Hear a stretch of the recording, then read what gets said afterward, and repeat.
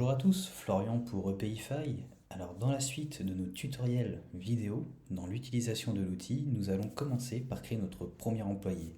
C'est en réalité la première chose à faire lorsque nous initialisons un compte EPIFI. Donc nous allons nous rendre sur l'onglet employé et nous allons faire créer un employé. Donc nous pouvons choisir une photo. En l'occurrence, je n'en ai pas. Du coup, je vais m'en passer pour cet employé. Donc, je vais créer l'employé John Doe, homme, né le 22 mai, pardon. Enfin, on peut le sélectionner également ici. Hop, 22 mai de l'année 1992, profession, paysagiste, société EPIFI, son email.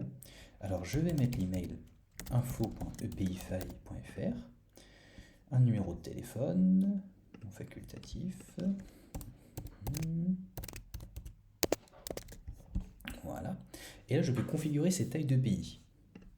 Donc, je vais mettre M en casque, t-shirt en M, pantalon M, taille de gants taille 9, pointure 44 ou 42, taille de veste L, taille de sweatshirt M.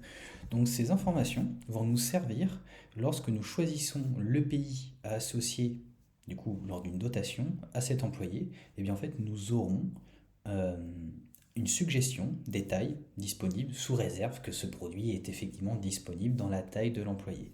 Bon, on va aller chercher une photo, je vais mettre photo de profil libre de droit. Hop, on va essayer de trouver quelque chose d'un peu près sérieux. Bah, très très bien cette photo. Bon, pour l'objet de la vidéo, on va partir sur celle-là. Hop, télécharger la photo, téléchargement. Voilà, et là maintenant, vu que les informations sont rentrées, je peux cliquer sur créer l'employé. Il va se dérouler un petit moment, le temps d'uploader la photo, mais c'est relativement rapide.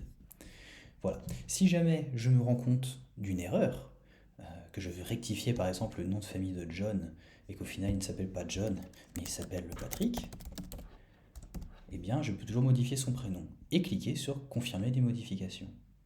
C'est quasiment, si je peux me permettre, c'est instantané. Voilà. Pareil sur les tailles de pays. Si je me rends compte qu'au final son casque n'est pas du M mais qu'il a une plus petite tête et que c'est finalement du S, je peux le modifier. Voilà.